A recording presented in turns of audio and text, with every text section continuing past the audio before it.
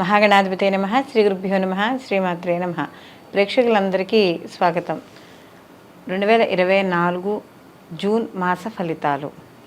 ద్వాదశ రాశుల వారికి నవగ్రహ సంచారాన్ని అనుసరించి శుభాశుభ ఫలితాలు ఏ విధంగా ఉంటాయి అనే విషయాన్ని మనం తెలుసుకుందాం. అలా తెలుసుకునే ముందుగా అసలు ఈ జూన్ మాసంలో గ్రహస్థితి ఎలా ఉంది, గ్రహాల యొక్క సంచారాన్ని బట్టి మిగతా ఈ ద్వాదశ రాశుల వారికి ఏ విధంగా ఉంటుందని తెలుసుకుంటే, రవి జూన్ 15వ తారీఖున మిథునంలోకి ఉదయం 7:30 ప్రవేశించడం అనేది జరుగుతుంది.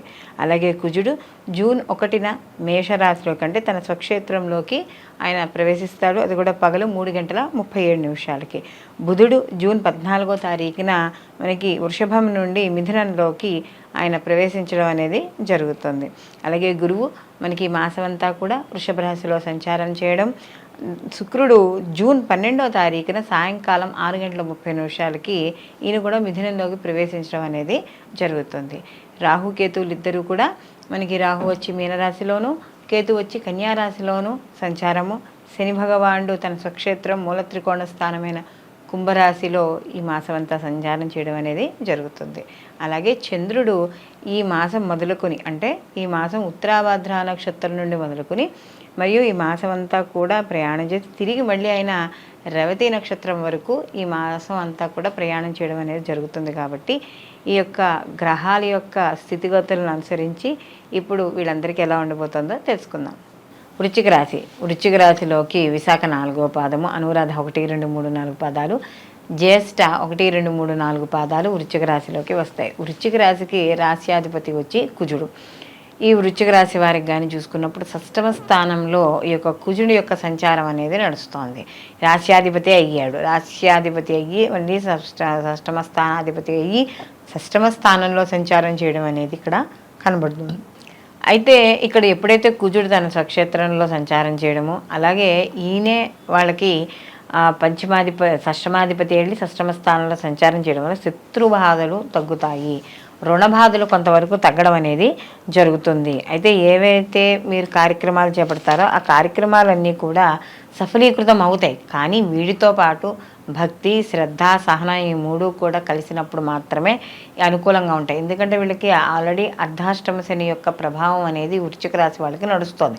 కాబట్టి దాంతో నడుస్తుంది కాబట్టి ఇక్కడ ఏమవుతుంది అంటే కొంత వ్యతిరేక ఫలితాలు కూడా ఏర్పడుతూ ఉంటాయి. కాబట్టి కాస్త ప్రయాణాల్లో డబ్బు ఖర్చు పెట్టేటప్పుడు కానీ ఇలాంటివి కాస్త ఆలోచించి ఖర్చు పెట్టుకోవడం ద్వారా కొంతవరకు అనుకూలంగా ఉండడం అనేది జరుగుతుంది. అలాగే ఎవరైతే ఇష్టం వచ్చినట్టు దాంట్లో పెట్టుబడి పెట్టండి, దీంట్లో పెట్టుబడి పెట్టండి అని మిమ్మల్ని అడుగుతూ ఉంటారు.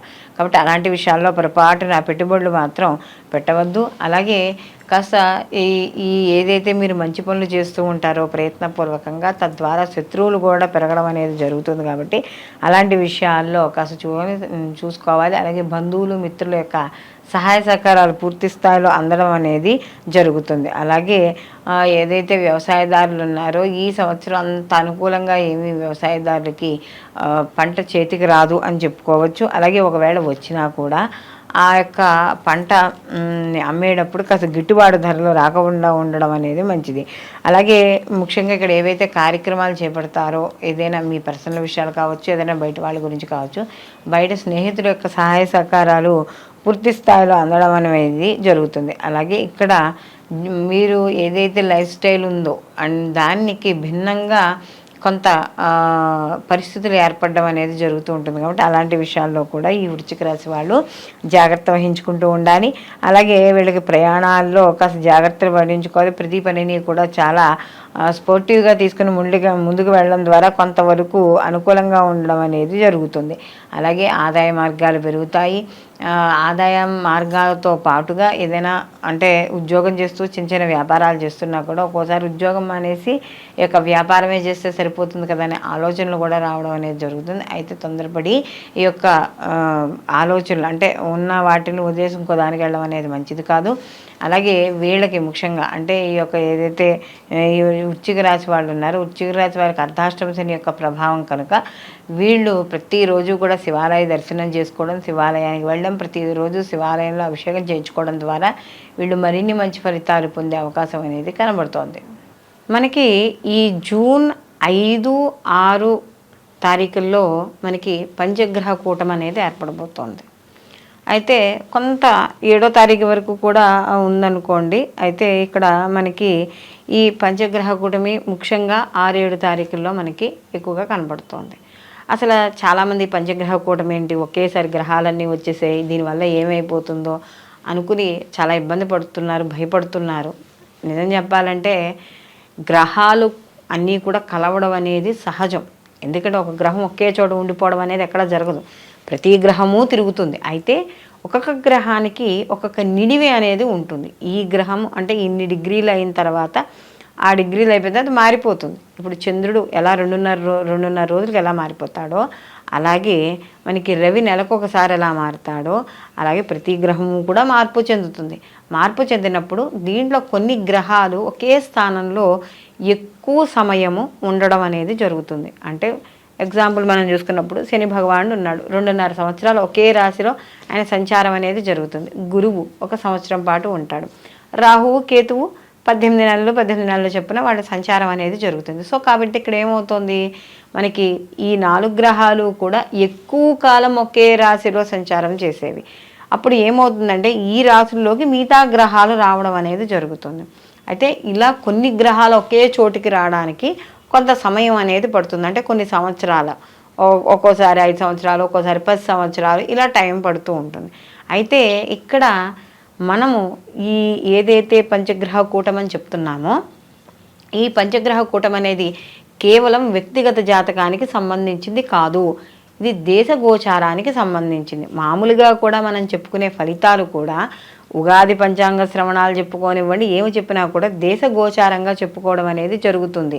అంటే ఇది మొత్తం ఏదైనా ఇది ఒక అందరికీ కలిపి, అంటే మనకు అర్థమయ్యే భాషలో చెప్పుకుంటే ఒక సమిష్టిగా వచ్చే సమస్యే తప్ప వ్యక్తిగా వచ్చే సమస్య కాదు. ఇది వ్యక్తిగత జాతకం కాదు.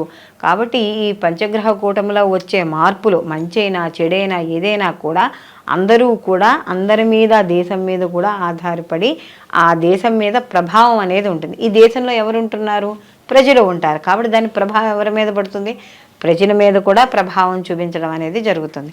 ఆ యొక్క పంచగ్రహం కూటమి వల్ల ఏవైతే వ్యతిరేక ఫలితాలు ఉన్నాయో, ఎందుకంటే దేశం మీద ఉన్నప్పుడు ఆ ప్రభావం అనేది ఎంతో కొంత అందరూ అనుభవిస్తాం. కాబట్టి ఈ అనుభవిస్తామనుకున్న వాళ్ళందరూ కూడా దైవారాధన చేయడం ద్వారా కొంతవరకు ఈ తీవ్రతను తగ్గించుకోవడం అనేది జరుగుతుంది. కాబట్టి శుభ్రంగా అక్కడ మనకి ఈ యొక్క శని భగవానుడు కుజుడిని చూడడం వల్ల ఇబ్బంది ఉంటుంది. కాబట్టి కుజుడు సుబ్రహ్మణ్య స్వామికి అధిష్టాన దేవత కాబట్టి కుజుడు, కాబట్టి ఈ యొక్క సుబ్రహ్మణ్య ఆరాధన చేయడం, అలాగే శివాలయాలలో రుద్రాభిషేకాలు చేసుకోవడం. మనకి అక్కడ అవే గ్రహాలు ఉన్నాయి అంటే ఏమిటవి, రవి అంటే ఆదిత్య హృదయం, సూర్యారాధన, ఆరోగ్యం కోసం సూర్యారాధన చేయడం. మనకి విష్ణువు స్థితికారకుడు అంటే మన నడిపించేవాడు కాబట్టి విష్ణు ఆరాధన చేసుకోవడం, శుక్రుడు లక్ష్మీ ఆరాధన చేసుకోవడం, ఆర్థిక పరిస్థితులు మెరుగుపడడానికి, ఇలా ప్రతి దానికి కూడా మనకి ఈ యొక్క దీంట్లో సమస్య ఎంత ఉందో సమస్యకు తగ్గట్టుగానే సమాధానం కూడా కనపడుతోంది. కాబట్టి దీన్ని అందరూ కూడా గుర్తించుకుని అనవసరమైన అపోహలకి పోకుండా ఆ రోజు ఈ పంచగ్రహ కూటమి రోజు అందరూ కూడా ఇప్పుడు మనం చెప్పుకునే ఏవైతే దైవారాధనలు ఉన్నాయో చేసుకోవడం ద్వారా దేశంతో పాటు మనం కూడా సుభిక్షంగా ఉండడం అనేది జరుగుతుంది. కాబట్టి అందరూ కూడా ఎటువంటి అపోహలకి పోకుండా ఈ సమయాన్ని అందరూ సద్వినియోగం చేసుకుని ఒక దానము, ఒక ధర్మము, ఒక జపము ఇలాంటివన్నీ చేసుకుని అందరూ కూడా ఆ యొక్క ఏదైతే మనం ఇప్పుడు మనం చెప్పుకున్న రెమెడీస్ ఉన్నాయో వాటిని పాటించి ఆ యొక్క భగవంతుడి యొక్క అనుగ్రహం పొందాలని మనస్ఫూర్తిగా కోరుకుంటూ సర్వేజన సుఖినో భవంతు, లోకా సంస్థ సుఖినో భవంతు.